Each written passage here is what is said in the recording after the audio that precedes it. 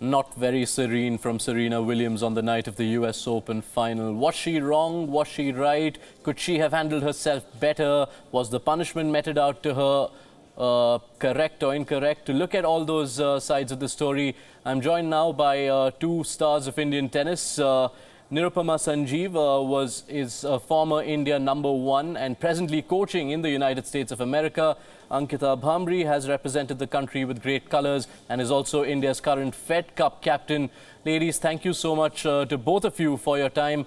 Nirupama, I'll come to you first. I believe you are coaching young kids in Tampa Bay, Florida these days, and it serves as a great reminder that sport and all champions are among examples for young children growing up. I'm sure you cite lots of former players while training them, and this is just not what we come to expect from our champions. No, we don't. And when my daughter is now 12 years old, and when I'm having her watch one of the matches and I'm showing these matches to her, when a champion, however, you know, how many ever Grand Slam titles they've won, when they're tossing their racket and when they're, you know, having a meltdown on the court, it doesn't definitely reflect it in good light. Of course, she had a lot of reasons for it. There's a lot of other things that went on. But end of the day, you know, racket abuse is not something that I want to show youngsters of today. Yes, and racket abuse was just one part of it, wasn't it? I'll come to that in just a bit. Ankita, one of those many kids who trained in Florida a few years ago could well have been Naomi Osaka, because that's where she trained for a few years in the middle. And you've got to feel for the 20-year-old from Japan. At the biggest stage of her life, never having contested a Grand Slam final, went on to win Japan's first Grand Slam singles title, but it will be a night that will be remembered for other factors, and that's just so sad. It is really sad. I mean, this controversy surrounding the finals, rather than the fact that women from Japan ended up winning the US Open. I mean, it's a very big achievement for Japan and Naomi Osaka. I think she was very, very gracious, and she was very good even in the end at the press conference, where she said that, you know, Serena will always be her ideal, and she would always be someone who she looks up to. And I think she only took back positives from the win, which is something from her first Grand Slam title, which is something we would expect Serena to do, since she's the legend of the sport. She's won so many Grand Slams, and they are brand ambassadors for our game, and they are the ones who youngsters look up to. So this is something that we would have expected of Serena. And not right. Naomi, but big win. And I think it's just unfortunate that a huge controversy and all these issues came up during the final.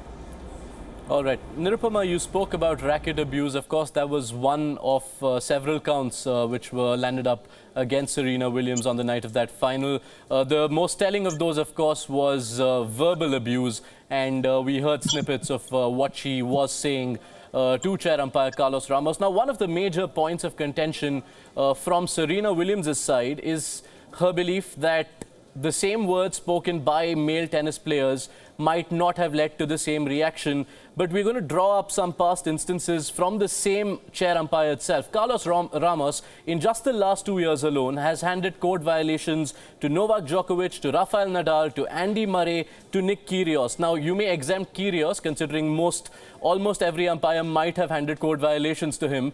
But the rest of the three are top male players, and that perhaps somewhere takes a lot away from the argument that top male players are not targeted by umpires. No, I do not believe that this was any form of sexism on the court. I don't think there was any partiality. I don't believe that this instance warranted this discussion in general. I think Serena, first of all, just was very upset that she was, she was handed that warning for coaching, which in general, she has never, even on the WTA tour, in lower tournaments, there is a coach that's allowed every set to come and talk to the player. Serena doesn't even avail that. So she doesn't basically believe in coaching on the court.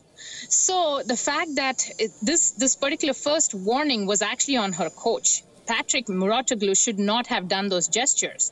He got caught on camera, and Serena didn't even know about that. So I think it was kind of, she was indignant. She was like, how could this be handed to me when I even refused coaching on the court? So that is where it all kind of started going downhill. But we also have to keep in mind that Serena was actually losing, and she was having a tough time on the court. Let's not forget that Naomi Osaka was completely dominating her. And this small thing in her mind that, you know, she's being coached totally threw her off the chart. You know, and then it just started going downhill, the racket abuse and then the verbal abuse. The verbal abuse, some people think it was a little too harsh. Carlos Ramos need not have, but she was just badgering him so much to a point that he felt probably very intimidated. So I don't think there's a sexism and you know, he was being, he just does this to women players, comes into this discussion at all. I don't believe that. I think in this instance, it was just a downhill spiral. It was just a downhill spiral. Right. Ankita, a word to you now. And this isn't just to do with Serena Williams and the punishment meted out to her. We of course speak so much about setting an example as far as players are concerned, as far as champions are concerned. Do you feel maybe somewhere punishments should be increased? I mean, and this isn't just to do with this case. If you look in general, when a player unleashes a bit of an outburst on court, you look at this instance, Serena Williams has been fined $17,000, which, let's face it, is pocket change to a star performer. Do you think if punishments are more severe, it will perhaps lead to better behavior on the court? Well, I think leaving aside the punishments for now, I just feel that we do not expect such a behavior from any of our top players.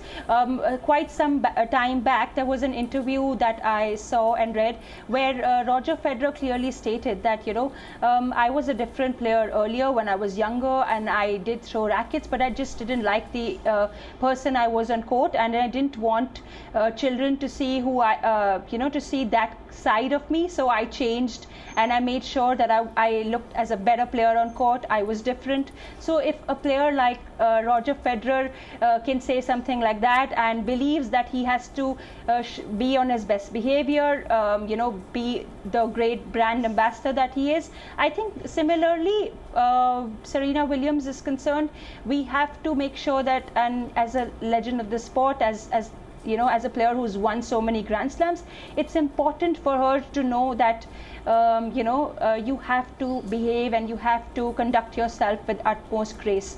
And I think that it is important that okay, till the first point I get it, that if it was coaching and she thought that was unfair, and maybe a small outburst from her, I think is allowed because she was losing and sometimes you lose your control.